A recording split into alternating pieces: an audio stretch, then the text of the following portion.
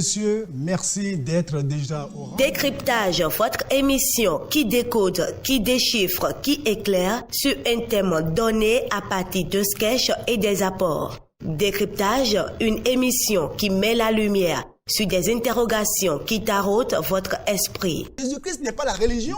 Jésus-Christ n'est pas la religion. Écoutez, si tu ne pries pas, tu as quelle âme encore? Vous êtes allé forniquer. Peut-être c'est à cause de ce seul péché. La solution, c'est la repentance et la foi en Jésus-Christ de Nazareth. Décryptage, c'est sur la télé évangélique. Prenez le rendez-vous tous les mercredis à 17h30 et les samedis à 21h.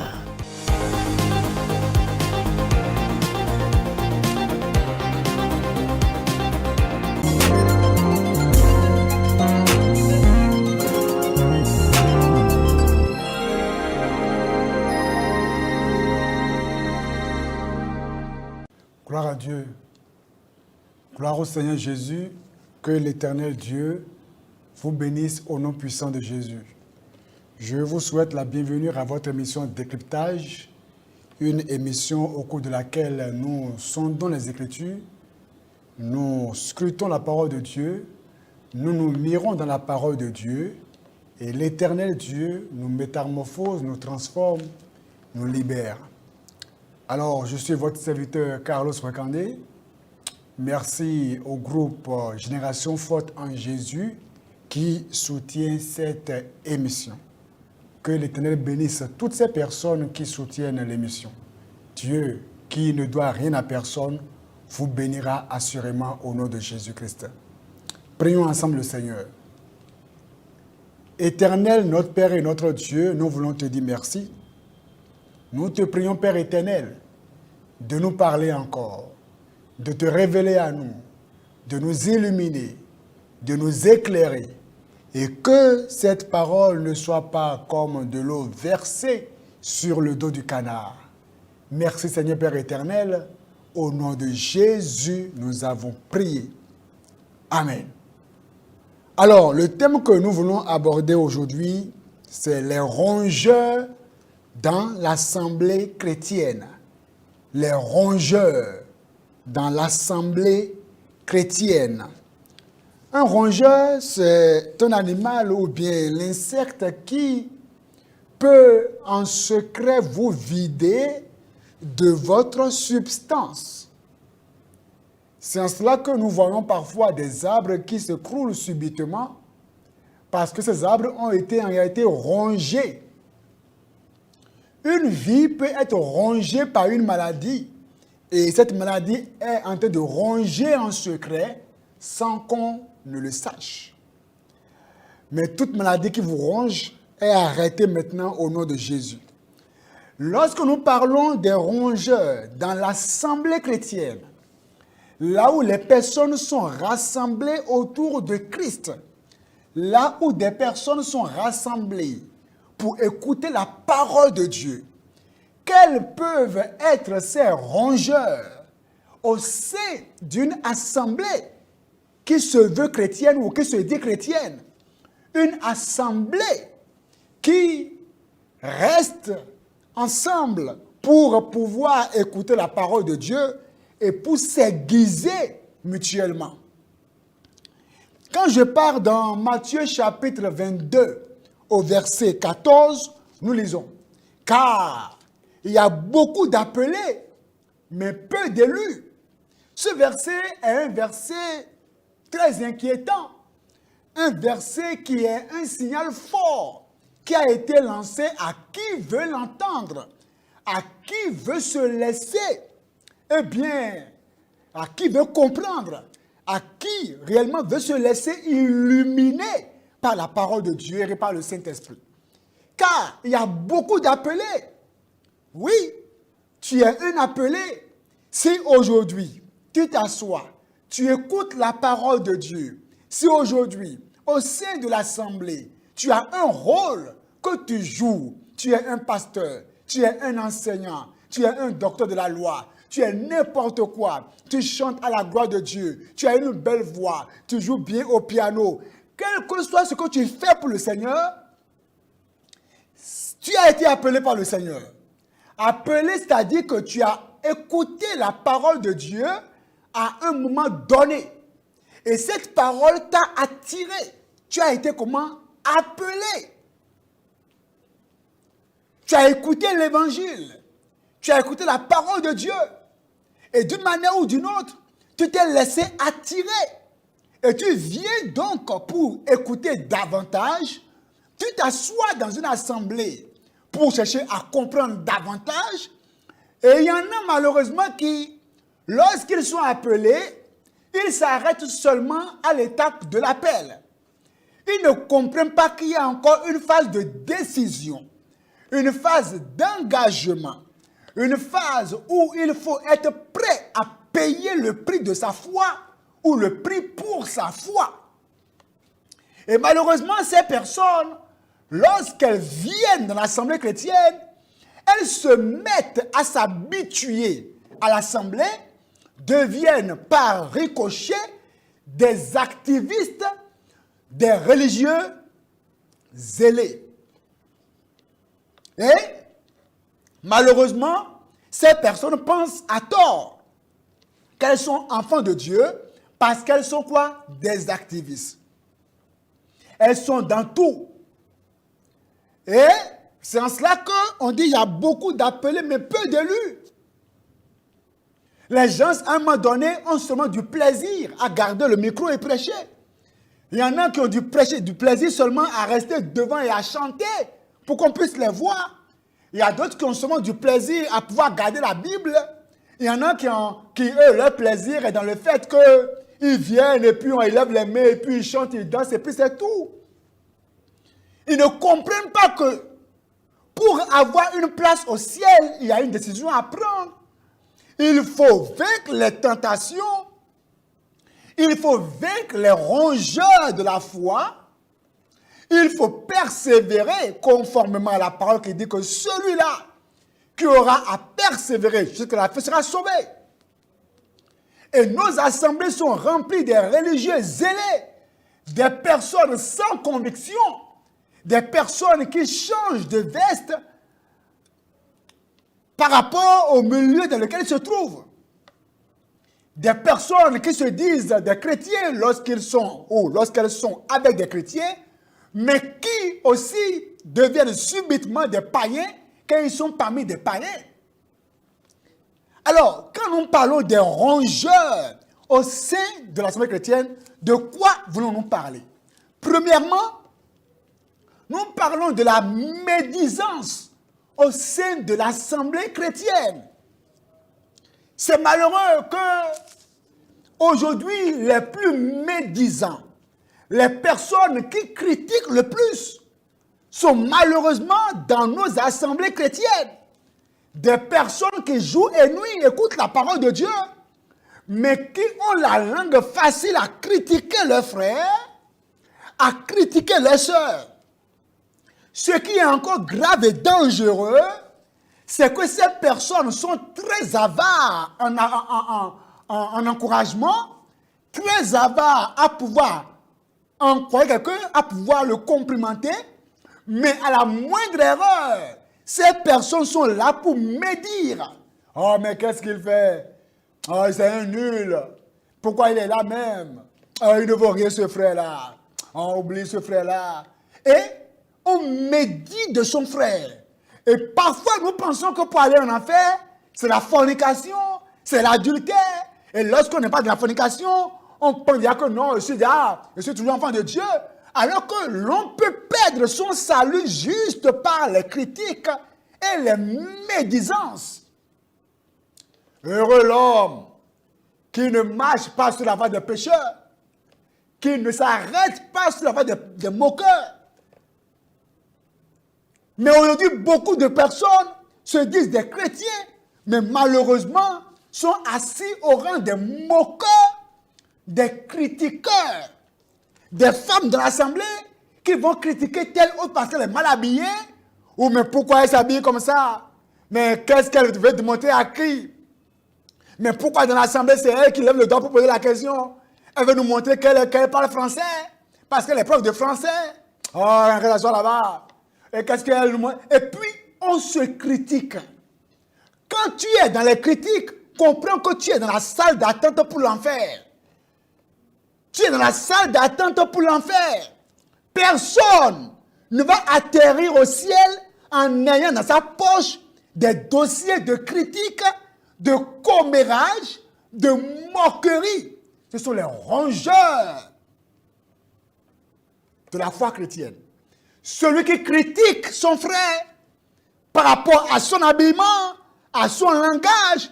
Il y en a même qui vont critiquer des gens par rapport à leurs ailes. Pourquoi il est zélé comme ça? Pourquoi il est zélé comme ça? Il veut montrer quoi à qui? Et il y en a qui vont jusqu'à dire, laissez-le. Nous, on n'a fait plus que ça. Laissez-le, laissez-la. À qui il montre qu'il est zélé comme ça? Et c'est lui qui est dans tout. Il est chaud, chaud, chaud. Le monsieur est sauvé. Elle est sauvée. Elle est en joie de servir le Seigneur. Mais vous êtes assis dans le fauteuil de l'ancienneté. Oh, nous, on est anciens. Oh, qu'est-ce qu'il y a encore à nous démontrer?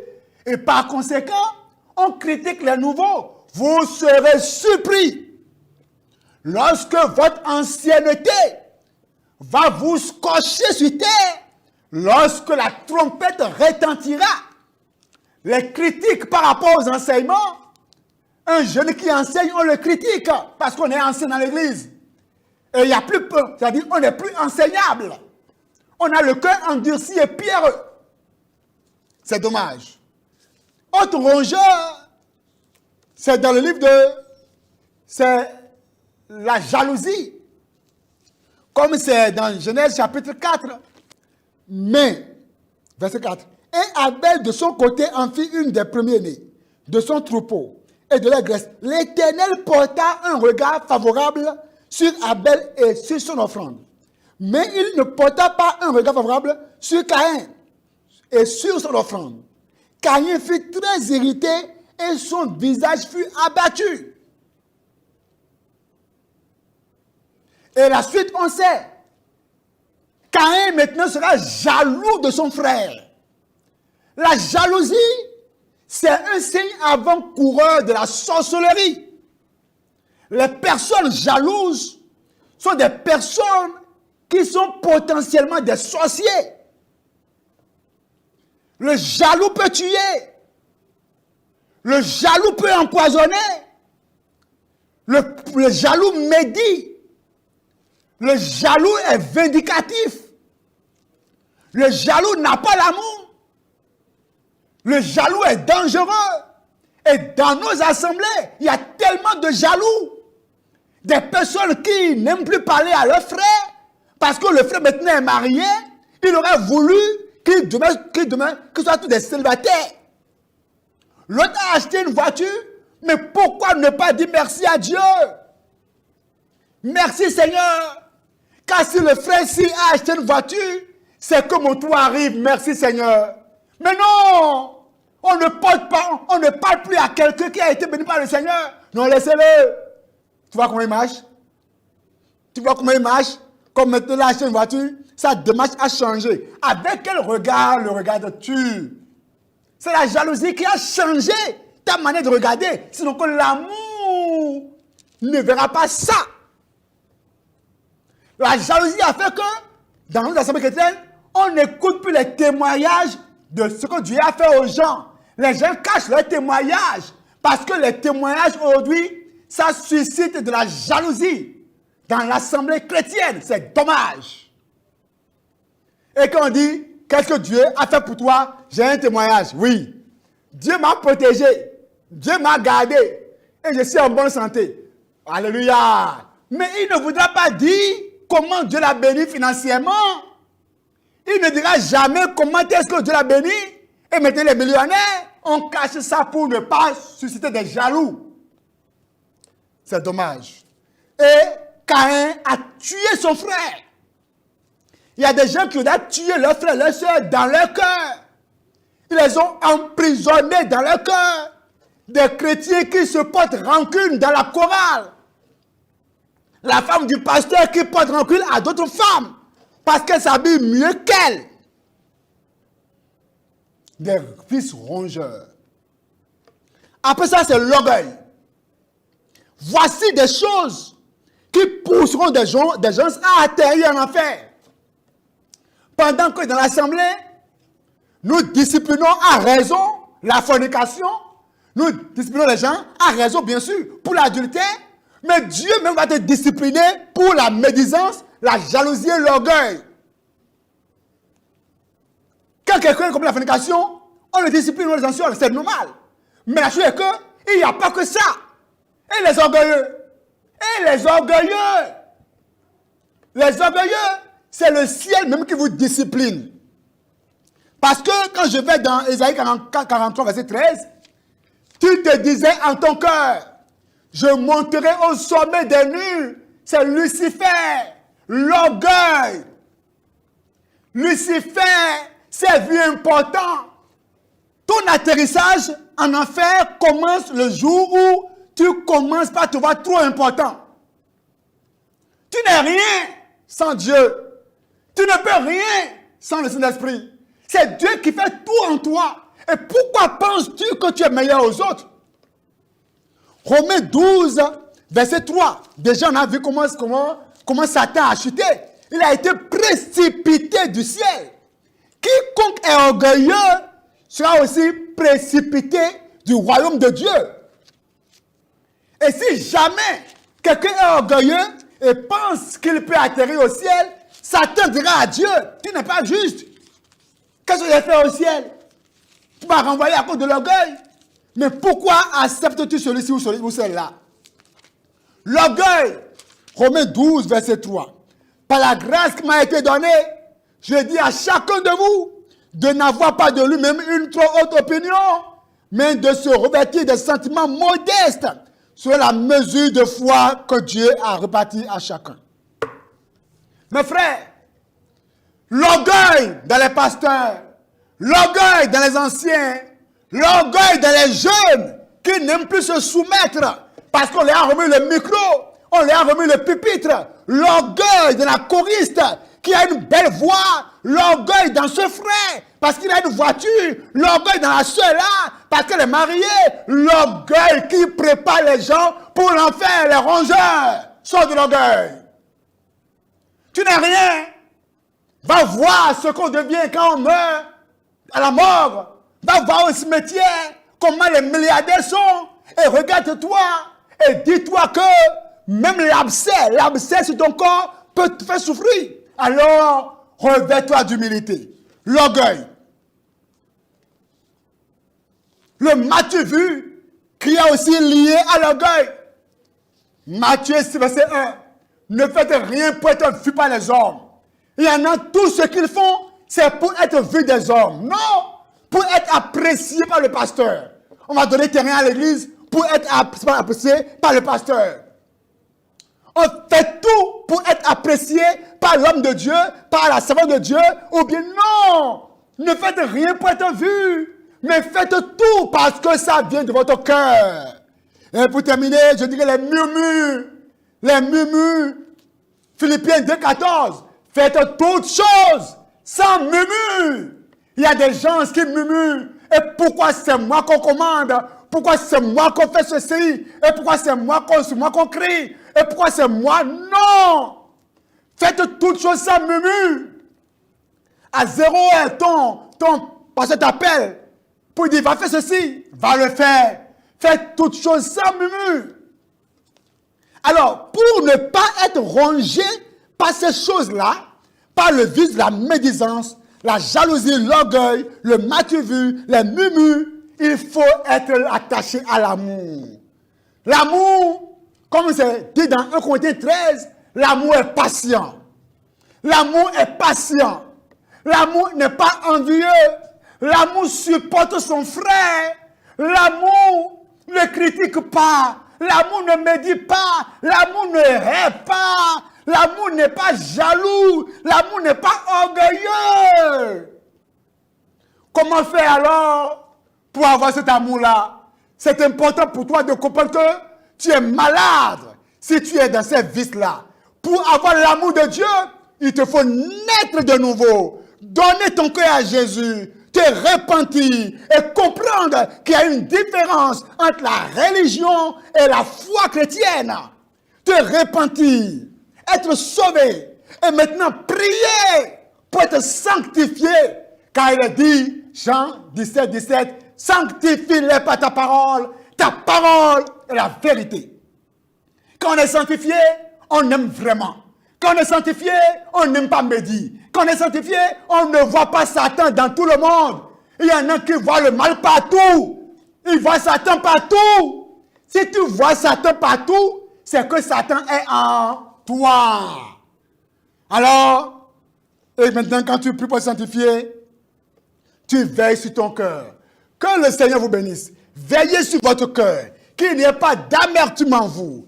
Et que le Seigneur vous accorde la grâce pour que lorsque la trompette retentira subitement et que les saints seront enlevés, que vous ne soyez pas scotchés sur terre, attachés sur terre à cause de l'orgueil, du matu vu, la médisance, les critiques et les murmures. Prions le Seigneur. Éternel notre Père, notre Dieu, nous te prions, donne-nous la grâce de ne pas être retrouvés dans ces vices au nom de Jésus. Les familles qui critiquent, des pasteurs qui critiquent, oh Dieu, arrache-nous des mailles de ces rongeurs sans pitié. Merci Père de relâcher en nous une bonne dose d'amour afin que nous aimons nos frères comme tu nous aimes. Merci Père éternel, au nom de Jésus, nous avons prié. Amen. Que le Seigneur bénisse.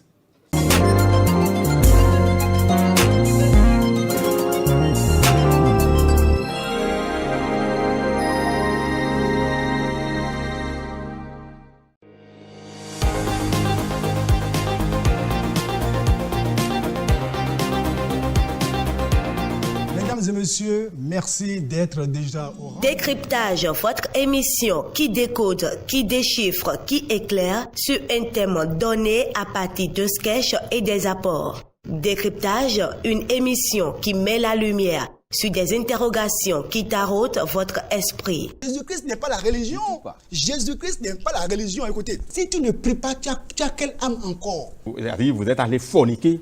Peut-être c'est d'accord dessus. Seul péché, la solution, c'est la repentance et la foi en Jésus-Christ de Nazareth. Décryptage, c'est sur la télé évangélique. Prenez le rendez-vous tous les mercredis à 17h30 et les samedis à 21h.